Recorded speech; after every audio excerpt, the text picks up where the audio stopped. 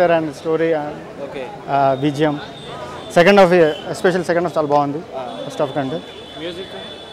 Music బాగుంది, songs are okay decent, but BGM is highlight. Thaman చాలా బాగా ఇచ్చాడు. జస్ట్ ఓపెన్గా వెళ్ళండి మంచిగా, అంటే అసలు సమంత చాలా బాగా న్యాచురల్గా యాక్ట్ చేసింది.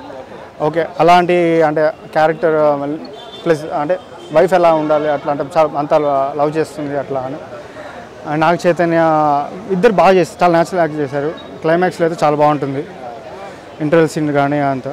సెకండ్ హాఫ్ చాలా బాగుంది, first half okay good decent అనమాట అంతే. ఏంటండి కామెడీ అంటే ఇట్లా స్టోరీలో ఫ్రెండ్స్తో ఉంటుంది అంతే, ఏమి సపరేట్గా ఇట్లా బ్లాగ్ అట్లా ఏం పెట్టలేదు. స్టోరీలో ఫ్రెండ్స్తో అది కూడా చాలా ఫ్రెష్గా ఉంది కామెడీ.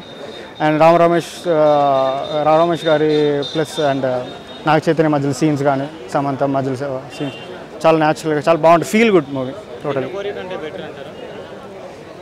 మీన్ రెండు సేమ్. రేటింగ్ 3.5 ఇస్తాను అవుట్ ఆఫ్ 5. సాంగ్ హైలైట్గా ఉంది. కొత్త వాళ్ళని తీసుకున్నాం కానీ లిమిటెడ్, నాకు తెలిసి ఒక 10 మెంబర్స్ ఉంటారేమాట వాళ్ళకి మూవీ మొత్తం. కానీ మంచి క్యారెక్టర్స్ అందరూ కూడా బాగున్నాయి. పోసన్ గారిది, రావు రమేష్ గారిది, వాళ్ళిద్దరు డైలాగ్స్ చాలా బాగున్నాయి మన మూవీలో. డైలాగ్స్ కానీ లవ్ స్టోరీ అండి, అన్ని రకాలు కనిపిస్తుంది కానీ love story, pure love story. అంటే అప్పుడప్పుడు ఇలాంటి వస్తుంటాయి, ప్రతి ఒక్కటి కనెక్ట్ అవుతుంది.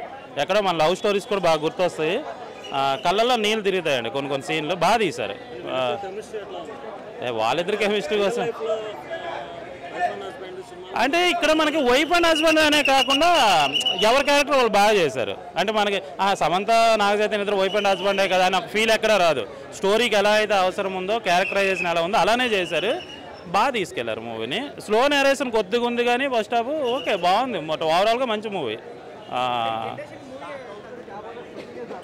జనరేషన్ తగ్గట్టే వైజాగ్ స్లాంగ్లో మంచి డైలాగ్స్ అన్నీ ఉన్నాయి, డైలాగ్స్ కూడా చాలా బాగున్నాయి. ఆర్ఆర్ కూడా బాగా లేపారు, మంచి మూవీ. మ్యూజిక్ చాలా బాగుంది.